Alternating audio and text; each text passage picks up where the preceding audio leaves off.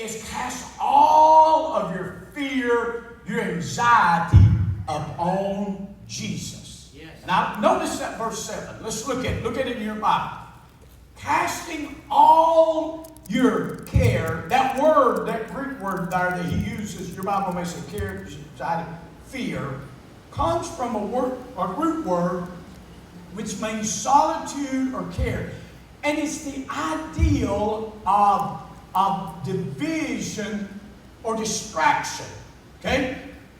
This is what it literally is saying. The enemy wants you to be separated all by yourself and think you can handle everything all by yourself. Okay? So he separates you, gets you all by yourself, and you get to thinking. Anxiety comes. I'm not going to have enough money to pay my bills. My job's going to play out, and I'm not going to have a job. Some people live their life, they think like, you know, if I do, nobody's going to like me. I got a cousin right now, he says nobody likes him. You know, he rants and raves because he thinks nobody. Stuff in people's mind. What about my future? You know, am I ever going to find anybody to spend the rest of my life with? What job am I going to do? Everything like that. What about this COVID-19, brother? None of this shit was spiking, man. I'm going to have to quarantine myself for 6 years and be off, hermitize myself. I'm going to buy me 20 acres on the backside of Bledsoe County. I thought about doing that myself. Amen. Where nobody can find me, nobody can do anything to me. You know what I mean? Hermitize. As Ernest T. Bass says, I'm going to hermitize myself. I like what Peter said right here. He says, casting all your care upon him. Now, I couldn't find what I'm preaching in the commentary. I looked it up, and nobody picked up on me, up on this but me, so it may just be me. So if it ain't no good, you can junk it.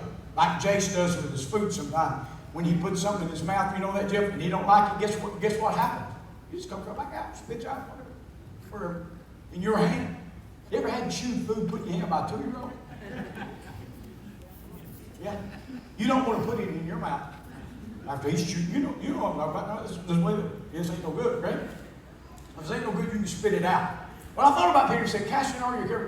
And I thought about what was Peter's occupation when Jesus found him? Fisherman. He was a what? Fisherman. He was a fisherman. And I thought, maybe Peter is using language of a fisherman right here. And I thought about me and Harry are fishermen. We used to be. I grew up a fisherman. Let me tell you how. Let me just talk to you just a few minutes, okay? When we talk fishermen, we talk this. When I grew up talking fishermen, fishing meant this. A cane pole. You know what a cane pole is? It's a piece of cane about 6 or 8 foot long, okay? All right. You can cut it. Don't cost you anything. Find it out in the woods somewhere. It's a cane pole, right? Here's what you do, okay? You cut that cane pole, and you can't use plastic or a type of real rod line. You have to use nylon line. Real rod line don't work. So you get you a nylon line. I did the fishing store. And you tie it on the end of that pole, put your hook, the sinker on it. I've started like find me. I cane pole. It's going to rain one today. Okay? And here's a couple things you can't do with a cane pole. Okay? You can't cast it. Pole, try that. It ain't going to go nowhere further than what's got. You know what else you can't do with the cane pole? You can't put line longer on it than the cane pole is long. Am I right? Have you ever fished with a cane pole? Amen. You can't do it. If you do that and somehow get it out there, if you catch one, you're going to have to run back up on the bank right in the line. See, the way you fish with a cane pole is you put line about the length of the pole, and then you just take the pole, you just sling the line out there, just toss it out there like a grandma, it'll lay right on top. Get that line out of the water, boy. Don't let that line lay in the water. The fish may see it. But that's what my granny always told me. She caught a lot of fish, so that's what I did. That line off and let that floater sit right there, okay? And whenever that fish comes along, it's really good. This is the best way to teach your kids how to fish. When that fish gets it, you're going to feel it. Right? Because you got just enough line. And when it takes that floater under there, you can feel it do that right. Oh boy, cane pole. Let me tell you something about cane. They're flexible. My granny, she would fish one, we'd fish one. And you'd watch her, and boy, she'd hook that fish, and that cane pole about double on. My God, that's a 35-pounder, granny. Woo, get him up. And she'd be doing like a, you'd get that thing. Finally, she got him out of the water. He'd be about like that. Especially if he's a shell cracker. Little shell cracker, bring him. they'll fight like crazy. You think that thing 4 or 5 pounds. You get him up, you're like, well, what happened to him? You know? But you can just pull that thing right. But Peter didn't fish with a cane pole. Okay? So I started out fishing with a cane pole, and I got a little older, and they gave me what? They gave me a reel and a rod. That's a cane pole with a reel on it. Okay? Zepco 202. How many of you know what a Zepco 202 is? Anybody ever fished with Zepco 202? They cost $1.99 at the Western Auto or whatever store, okay? You can strip them things out, boy. You know, had to be real careful. But then you got the real rod. And what you can do then, when you put your little bait on there, you could take that Zepco 202, you could cast her out there. You could cast her out 10, 15, 20 feet if it's really good, you know.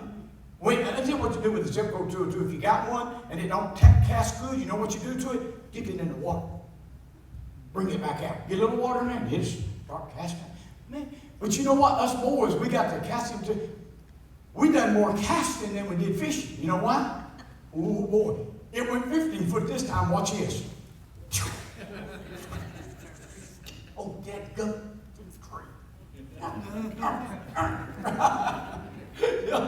Boy, you just try your best. Amen. Cast that thing, or lost my bait. I'm going to have to throw back out again. All you want to do is you want to cast. Cast. That's all you want to do. Cast that thing out. You know what you do too? Let me tell you. Now, I'm teaching y'all how to fish this morning. Hang with me. I'm talking about casting all your care upon him, okay? And unless you put that, how many of you know how to thread a red worm on a hook? Can you do that? You better know how. Because if you don't know how to put that red worm on the hook or in a cricket, and you toss that 202 too hard, you know what's going to happen? The hook's going to go this way and the cricket's going to go that way.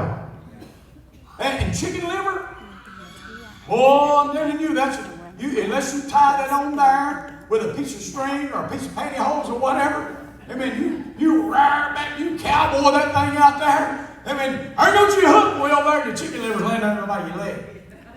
Right? You have to learn to cast that thing and how to do it, how to reel it in. But Peter didn't have a 202. He didn't fish with a cane pole, and he didn't fish with a real rod. You know what Peter fished with? A net.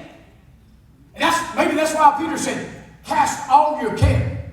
He wasn't talking about giving a little line or a little 202. Brother Shannon, he was talking about when they cast the net, you get over here, and they cast this great big old net.